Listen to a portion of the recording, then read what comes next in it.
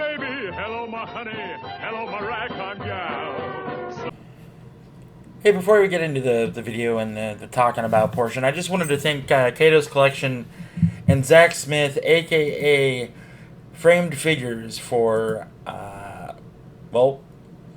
Kato for the complete steel figure after some modifications. We both had a broken steel. We combined it, yada shmada. That's in the video. And Framed Figures, framed photos, framed figures. Man, I'm having problems with that name. Sorry, Zach. For the dial piece. The dial piece that Steel sits on is a sidewalk that he made for me for this video. So thank you very much. If you need diorama stuff, talk to Zach. If you need any news about independent toy companies that are coming up, watch Kato's Collection. His videos are awesome, and I hear he even likes G.I. Joe.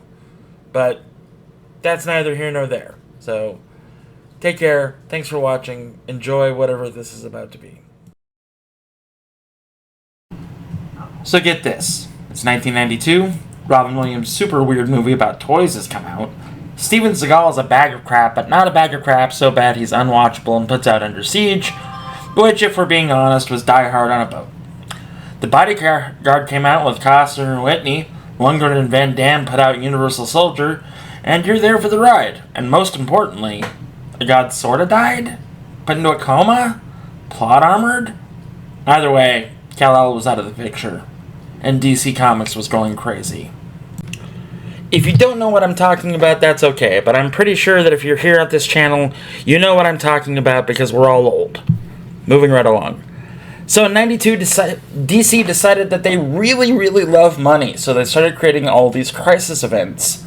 One was with Wonder Woman that nobody gave a shit about. One was with Batman where he had his back broken. And they decided that, killing Superman was the best way to go about it. Right. So the story starts out simple enough. Something is detected in space. It crash lands. Turns out to be a monster. They nickname it Doomsday. Justice League goes after it. And this is like the worst Justice League of all time, by the way. It's led by Ted Kord, the Blue Beetle. It's literally the worst team ever. And lo and behold, they can't stop Doomsday. Superman can't stop Doomsday, and he can only just keep holding him back until they reach Metropolis. In Metropolis, lots of fighting happens, flying all over the place, buildings are destroyed, people are killed, lost, presumed dead, and the fight just rages on up until the point where it's at the front of the Daily Planet office. The two do one big final blow, and they both die horrifically. Sort of. Maybe? They get put into nap time? The result of Superman being quote-unquote dead. DC wastes no time. They create a follow-up comic, Funeral for a Friend. All the DC heroes show up and they bury Superman. Life is wonderful. Well, not really, but there's a lot of emotions. There's the John and Martha Kent side of things. There's the Lois Lane side of things. There's the Lex Luthor side of things, which is really weird too. But not really, because it's Lex Luthor and that's how he be. So, all of this is happening, and everybody is wondering, when are we going to get Superman back? When are we going to get Superman back? Lo and behold, we got Superman back, but it's the Superman from Kmart. We got 4 Superman that came back at this time. We had the Eradicator, which was a deadlier version of Superman. He could fire energy blasts from his hands, he had the cape, and he wore his sunglasses, even at night. We had Superboy, who was a clone of Clark, and later revealed to be of Lex Luthor lineage, and it was Superboy. He did all the things Superman could do, sort of. Not really. His powers were kind of weird. Anyway, moving right along. Up next we had Steel, which was a guy in advanced armor, a big-ass hammer, and his armor was motifed after Superman. A tribute piece, if you will. And finally we had the Terminator, the cyborg Superman. There was half man, half machine, who had weird memories of Clark. Yep. And everyone it was meant to be written as who's the real Superman, who's the real Super. That's another video, and that's not me. That's somebody that covers comics. What we're going to talk about today is probably one of, if not the best, versions of one of those Superman in toy form by Mafex. And that's Steel, John Henry Irons. So John Henry Irons was a guy that worked for the military. He developed weapons for the military. And then he got kicked out of the military because he was a whistleblower, or it was his time up. It all differs throughout the years of John's origin in the comics. Whatever. Point is, he got to Metropolis, got a construction gig. Doomsday attacks Metropolis, messes up the construction gig. John falls, Clark catches him. They have a moment, a shared moment, if you will. It still doesn't matter, though, because Superman flies off and the building still falls on John. John survives. John wakes up thinking that he's got to stop Doomsday. Which, he might be a little crazy, but that's okay. Who doesn't like crazy? And from there, he decides to use his military knowledge of R&D to build a suit of armor that has a giant S on it and a red cape. And he uses a hammer, and he busts out crime. So let's get to the figure. Thanks for hanging in there. This should be fun. Hope you enjoyed that little history on Steel. Let's get to the figure. Let's take a look at the box first, because I guess people like looking at boxes. At the bottom here, you see a picture of the figure. And at the right hand side here, see that it's a Superman product with the name of his Steel right there, with the return of Superman at the very bottom there, though it should be Return to Superman. Made by Mafex, a Medicom toy company. On the side here, we get that cool shot. That shot might look familiar from the video. And on the back, we've got all the different poses about how he can hold his hammer, mini hammer holding, flying, things like that. It comes with his accessories, jet blast, hammer, different faces of Steel. I wish they would have given him a John Henry's unhelmeted head, but that's just a preference of mine.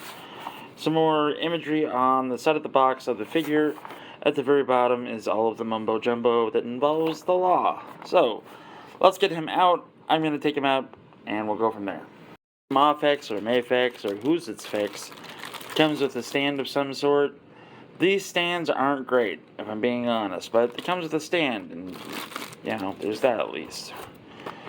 Followed up with some paperwork on how to do all the things, and if you want to register the product and, like, become whatever. So, there's that. And finally, we have the figure itself encased in plastic.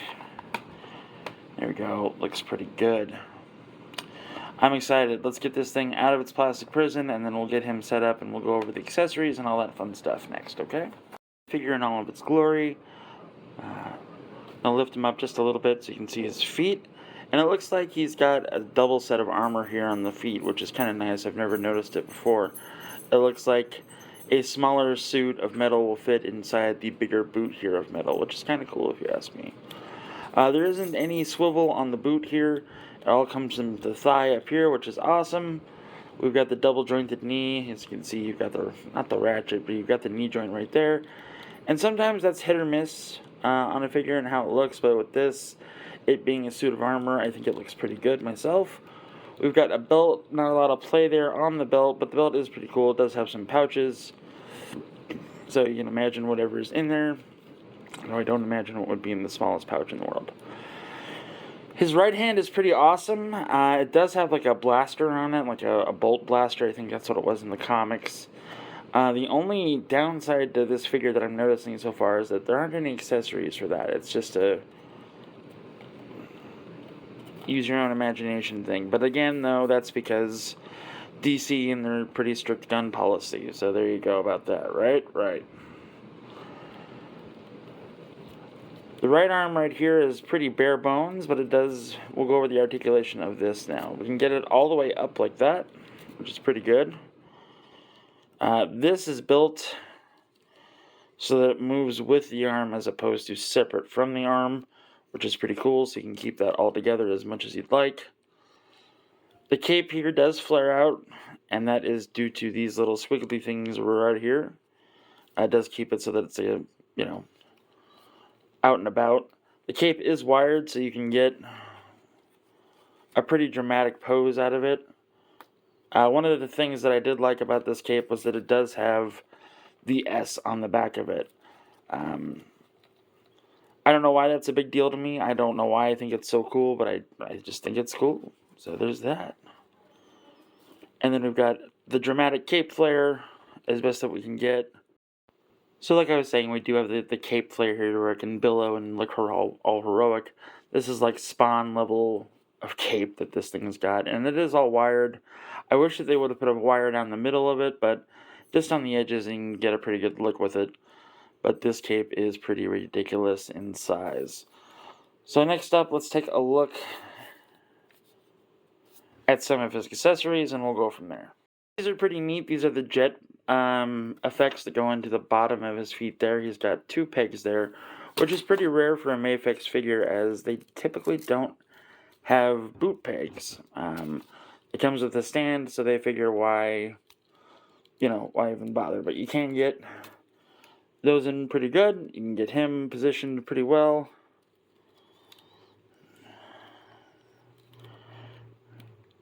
And then you've got steel flying pretty well there. That's with those jet flares.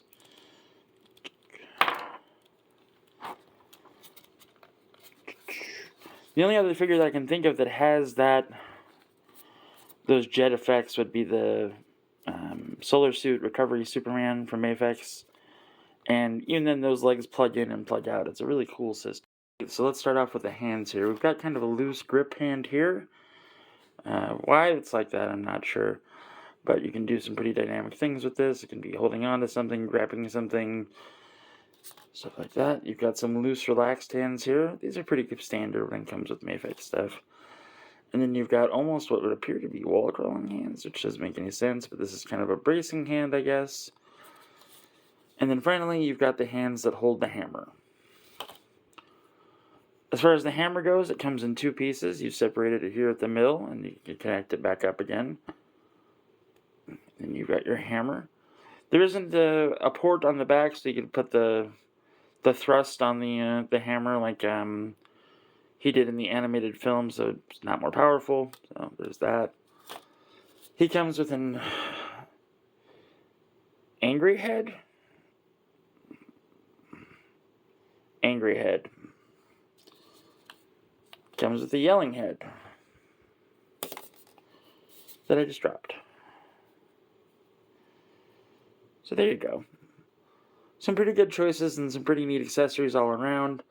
I'll get them posed up and I'll give some final thoughts here in a minute.